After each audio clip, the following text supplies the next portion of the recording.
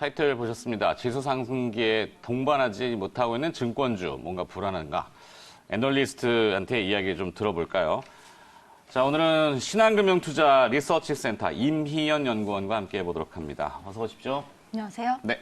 증권주뿐만이 아니라 금융세트 전반적으로 커버리지 하시죠? 보험하고 증권 보험, 같이 증권. 보고 있습니다. 보험주도 참 이 기억에서 잊혀진 지 굉장히 오래됐어요. 주가가 워낙 무거웠기 때문에 이제 그것은 금리하고도 연동이 됐을 것 같고요. 그죠? 네, 맞습니다. 아무래도 저금리가 지속되면서 네. 시장에서 많이 좀 외면하는 업종이 된 것 같아요. 그렇죠. 아무래도 펀더멘털 자체가 금리랑 굉장히 직접적으로 연관이 되기 때문에 아무래도 금리가 내려가면은 뭐 보험 업종보다는 증권 업종을 조금 더 선호하는 현상은 항상 있습니다. 그렇죠. 근데 최근에 이제 증시가 조금 활황세를 보이려는 기미도 엿보이고 그래서 어떨까요? 이 코스피가 2140선을 좀 넘었는데요. 이런 지수를 연관한다면 증권주를 같이 코릴레이션을 시키잖아요. 네, 그래서 맞습니다. 지수 상승이 일시적인 것인지 아니면 기조적으로 움직일 것인지 임희연 연구원의 생각은 어떠세요? 저희는 사실 이게 좀 기조적으로 상승세를 지속할 수 있지 않을까라고 보고 있는데요. 기본적으로 최근의 증시 상승은 완화적인 통화 정책과 무역 합의 기대감으로 인해서 좀 상승을 했었다라고 보고 있는데 이 과정 속에서 IT 업종 그리고 일부 바이오 종목들의 투자 심리가 좀 개선된 부분이 반영되지 않았나라고 보고 있습니다. 네. 결국에는 이제 앞으로 G2 무역 협상 타결이 어떻게 이제 되느냐가 앞으로의 증시 방향성을 좀 결정하지 않을까라고 보고 있는데 굉장히 긍정적인 쪽으로 저희는 무게를 두고 있습니다. 지금 보면 도표가 나오는데 어떤 의미일까요? 결국에 이제 지수와 거래 대금은 항상 이제 어느 정도는 코릴레이션을 가지고 있다라고 보시면 되실 것 같은데요. 그렇죠. 지수가 반등하면은 투자 심리가 개선되면서 아무래도 좀 거래 대금이 늘어나고 이게 결국에는 이제 증권사들의 가장 기본적인 펀더멘털과 연동이 되는 지표이기 때문에 조금 의미 있게 보고 있습니다. 네. 지금 4분기만 놓고 보면은 누적 일평균 거래 대금은 9.8조 원 정도가 나오고 있고 지난 분기 대비해서 한 15% 정도 증가한 수치라고 보시면 되실 것 같습니다. 네. 그리고 또 이제 추가적으로 보셔야 되시는 부분은 아까 차트에서 보셨던 것처럼 코스피와 코스닥 거래 대금을 나눠서 보는데 지금은 코스닥 거래 대금이 코스피 거래 대금을 상회하고 있는 구간입니다. 코스닥이 더 높군요. 네, 지금 한 6주 정도 그렇게 가고 있고요. 바이오에 아무래도 좀 관심들이 많으셔서. 네, 맞습니다. 근데 최근 한 며칠 동안에는 코스닥 거래 대금은 좀 이제 어느 정도 좀 유지되고 네. 있는 국면이고 코스피가 좀 세게 올라오고 있는데 이 부분이 지금 IT 대형주 쪽에서 좀 수급이 개선되고 있는 효과이지 않을까라고 보고 있습니다. 네, 이제 모멘텀에서 약간 펀더멘탈 쪽으로 조금 이동해가는, 물론 아직까지는 좀 확인해야 될 변수들이 굉장히 많지만, 자, 증시가 상승하면 이 증권주 같은 경우도 수수료 수입이 조금 늘 수 있는, 거래 대금이 막 이렇게 활발하면은 브로커리지 피도 좀 늘고, 거기에 이제 자기 자본 이익률도 상승을 좀 기대해 볼 수 있을지요? 네. 사실 뭐 컨셉상으로는 거래 대금이 늘어나면은 뭐 수수료도 항상 이제 같이 늘어나기 때문에 네. 어느 정도 안정적인 ROE 유지가 가능하지 않을까라고 보고 있는데요. 이걸 단순하게 지금 ROE 상승을 기대하기는 조금 무리가 있지 않나라고 보고 있는 부분도 물론 있습니다. 그 이유는 최근에 증권사들이 자본을 좀 공격적으로 늘리고 있기 때문인데요. 이건 결국에 지금 증권사들이 영위하고자 하는 IB 비즈니스에서는 자본의 이제 경쟁력 우위가 얼마나 있느냐에 따라서 실적이 결정이 되기 때문에 좀 자본이 늘어나는 국면에서 ROE가 같이 늘어난다라고 말씀드리기는 조금 어려울 것 같습니다. 네. 다만 손익단에서는 항상 이제 이익은 증가할 수 있다라고 말씀드리는 부분은 있는데요. 그 이유는 증시 변동성에 따라서 손익 민감도가 여전히 높고 신용 공여가 또 이제 수요가 또 늘어나죠. 아무래도 증시가 늘어나면 상승하면은 네.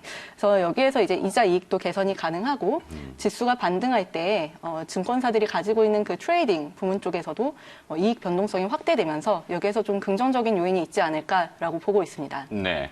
지수가 일단 연동되어 있는 증권주도 예전에는 굉장히 관심을 많이 이렇게 기울일 수 있는 환경이었는데 요즘은 조금 이반되다가 다시 또 동행하는 기조도 또 보이고 자, 하지만 이제 우려감이 조금 짙은 이유도 분명히 있을 거예요. 실적 때문 아니겠습니까? 최근에 발표된 증권사들 실적 어땠습니까? 네, 최근에 3분기 실적이 이제 발표가 되고 있는데요. 아직 다 나오지는 않았고요. 네. 근데 조금 이제 흐름을 말씀을 드리자면은 3분기에는 사실 지수 흐름이 별로 그렇게 시장에 긍정적이지는 않았기 때문에 여기에서 조금 이제 부정적인 영향이 더 컸다라고 보시면 되실 것 같고요. 네. 그리고 이제 하반기 같은 경우에는 증권사들의 계절적 비수기입니다. 특히 요즘 같이 자기 자본 투자를 늘리고 있는 국면에서는 아무래도 하반기에 북을 클로즈하기 때문에 네. 여기에서 이제 창출될 수 있는 이익이 좀 줄어들고 있고요. 그렇기 포지션을 때문에 적극적으로 운영하지 않는군요. 네, 맞습니다. 뭐 결국에는 이제 일회성 이익들이 많이 줄어들었다라고 보셔도 괜찮으실 것 같고요. 네. 펀더멘털 측면에서는 아무래도 그 증시가 하락하면서 뭐 수수료라던가 이자 수익이 좀 크게 줄어들었다 정도로 요약해드릴 수 있을 것 같습니다. 네. 증권업계도 요즘 어렵긴 매한가지군요. 네, 방송을 많이 안 하셔서 약간 긴장되시죠? 네, 예, 연구원이 긴장하시면 시청하시는 분도 긴장하고 저도 긴장하니까 좀 편안하게 해주시고요.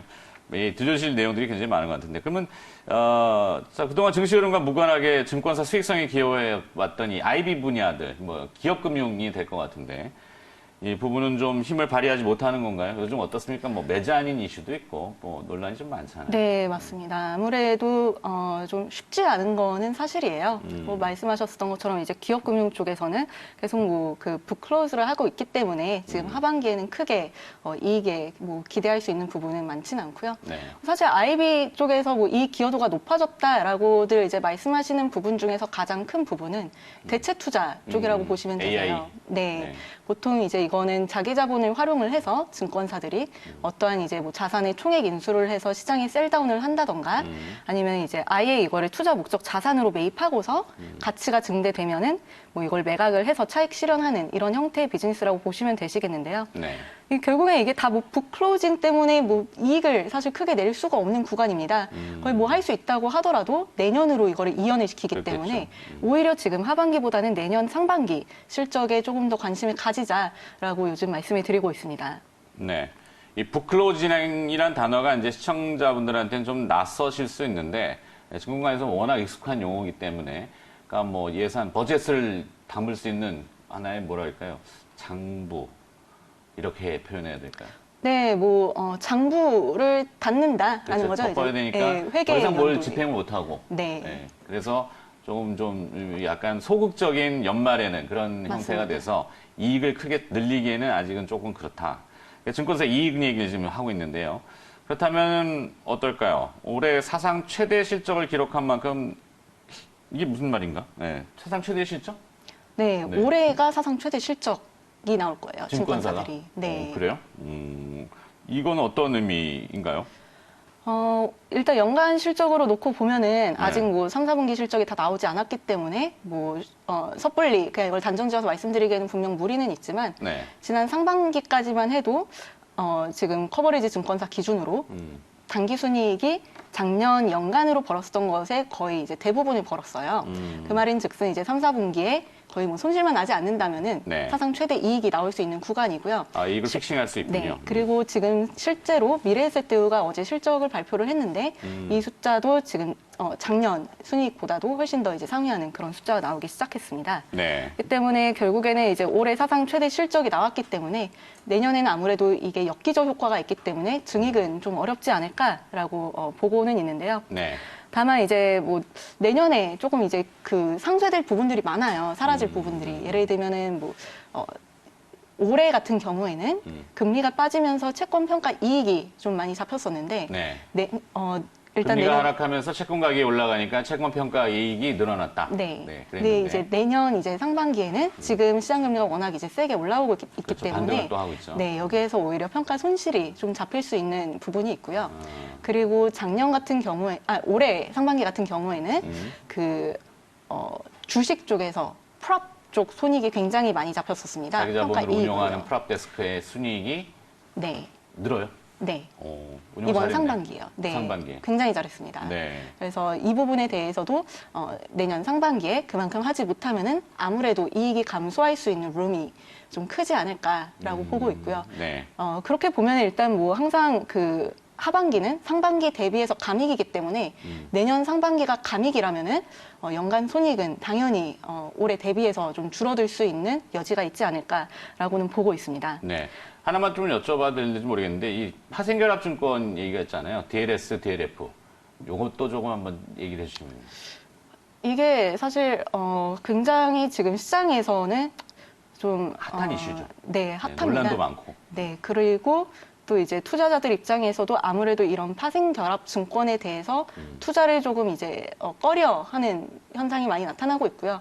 실제로 지금 ELS 신규 발행이라던가 네. 상환액도 굉장히 많이 줄어들고 있는 구간입니다. 결국엔 이게 트레이딩 손익단에서는 조금 부정적으로 잡힐 수밖에 없지 않을까라고 보고 있고요. 네.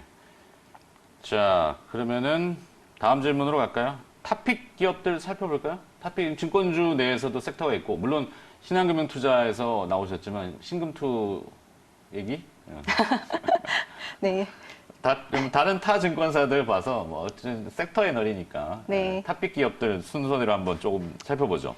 네, 뭐 저희 신한금융투자가 탑픽이면 참 좋을 텐데요. 네. 아쉽게도 비상장사여갖고요. 아, 그러니까. 네, 신한금융투자는 일단 빼고 네, 상장 기업 중에 말씀드리면요. 증권사들. 네. 일단 크게 두 군데를 말씀을 드리고 있습니다. 삼성증권하고 한국금융지주이고요. 네. 삼성증권 같은 경우에는 내년 감익 폭이 상대적으로 좀 적지 않을까라고 보고 있습니다. 이렇게 보고 있는 이유는 올 상반기 증권사들의 사상 최대 실적의 배경에는 아무래도 그 프롭 쪽에서 보유주식 평가 이익이 좀 크게 반영된 부분이 있었는데 삼성증권 같은 경우에는 주식 프롭 데스크가 따로 있지 않습니다. 그렇기 때문에 상대적으로 네. 작년 대비해서 평가 이익이 없어질 게 없는 거죠. 그렇기 때문에 엽기적 효과는 좀 덜하지 않을까라고 보고 있고요. 엽기적이요? 역기저 효과요. 역기저 효과. 뭐 네. 기고 효과라고도 하죠. 엽기적으로 잘못 들었어요. 아, 네. 네, 역기저 효과. 네, 기저 효과가 네. 나타나기는 어렵다. 아니요, 역기저라는 거죠. 작년에 워낙 이제 컸었기 때문에, 네. 네. 이거에 대해서 오히려 줄어들 룸이 있는데, 그 줄어들 폭이 오히려 적다라고 저는 예상을 하고 있고요. 네. 그렇게 되면 내년 삼성증권 지배주주 순이익은 3,542억 원이 되고, 올해 대비해서는 한 5% 정도 감익이 예상이 된다라고 보시면 되실 것 같습니다. 주가 하방도 상당 부분 좀 잡아줄 수 있을 것으로 보고 있는데 네. 올해 배당이 아무래도 좀 큰 기여를 하지 않을까라고 말씀드리고 있습니다. 올해 DPS는 1,500원 그리고 배당 수익률은 한 4.3% 정도 예상을 하고 있고요. 지금 커버리지 증권사들 중에서는 거의 최대 배당 수익률이라고 접근을 하셔도 무방하실 것 같습니다. 연말 배당을 또 생각하시는 분들한테는 매력적일 수 있겠네요. 네, 맞습니다. 그리고 또 이게 사실 이제 일회적인 뭐 배당이라고도 보실 수는 있겠지만 실질적으로 삼성그룹 같은 경우에는 자회사들의 배당 성향을 계속 점진적으로 늘려가고자 하는 노력을 하고 있겠습니다. 네. 그렇기 때문에 내년에 조금 감익이 예상된다 하더라도 배당 성향이 늘어나면은 실질적으로 주주들에게 돌아가는 배당금 총액은 크게 줄어들지 않을 개연성이 높습니다. 좋습니다. 한국금융지주 마저 들어볼까요? 네, 한국금융지주는 사실 내년 감익 폭이 가장 클 증권사라고 말씀을 드리고는 있습니다. 네. 내년 한 15% 정도 감익을 보고는 있고요. 다만 그럼에도 불구하고 업종 탑픽으로 말씀드리는 이유는 여전히 업계 최고 ROE를 보유하고 있기 때문입니다. ROE 12.2% 내년 전망을 하고 있고요. 자기 자본 이익률이 12%. 네, 맞습니다. 사실 타 업종들 대비해서는 이게 뭐 높지 않다라고 보실 수도 있고 오히려 뭐 올해 대비해서 이게 줄어드는데 굳이 좋게 볼 이유가 있느냐라고도 이제 접근을 하실 수는 있지만 네. 증권사 같은 경우에는 계속 자본이 늘려가야 하는 이슈가 있습니다. 초대형 IB로서 더 영위할 수 있는 사업을 늘리기 위해서는 자본 적정성이 아무래도 더 우선시 되어야 하는 상황이기 때문에 그렇죠. ROE가 내려가는 그 방향성에 초점을 두기보다는 실질적으로 이 레벨 자체가 타사들 대비해서 높느냐 혹은 이제 낮느냐를 가지고 평가를 하는 것이 조금 더 적정하지 않을까라고 저는 생각하고 있습니다. 여기에 지금 포워드 PBR 기준으로는 0.7배 정도의 밸류에이션을 부여받고 있는데 현재 한국금융지주가 가지고 있는 비즈니스 포트폴리오를 놓고 보았을 때 전혀 부담 없는 밸류에이션이라고 저는 평가하고 있습니다. 그렇죠. 싸네요. 참 금융주들이 특히 증권주들이 시장에 호응해서 같이 또 연동하면 참 좋겠는데 일단은 관심 있게 계속 봐야겠네요. 저희 코너에 애널리스트가 출연하면 그 한 1, 2주쯤 후에는 반응을 해요. 지지난주에 이제 철강 업종을 얘기했는데, 뭐 뜬금없이 웬 철강 이렇게 하는데, 이번 주부터 계속 반응하고, 뭐 이런 것들이 있단 말이죠. 자, 시간이 있으면 보험업종을 여쭤보고 싶은데 오늘 시간이 제한돼서. 왜 요즘 저금리 역마진 얘기 많잖아요, 보험업종이. 네, 맞습니다. 다음 시간에 한 번 더. 네, 네, 알겠습니다. 초빙을 하겠습니다. 자, 오늘은 증권업종 이야기 들어봤고요. 신한금융투자 리서치센터 임희연 애널리스트였습니다. 오늘 고맙습니다. 감사합니다.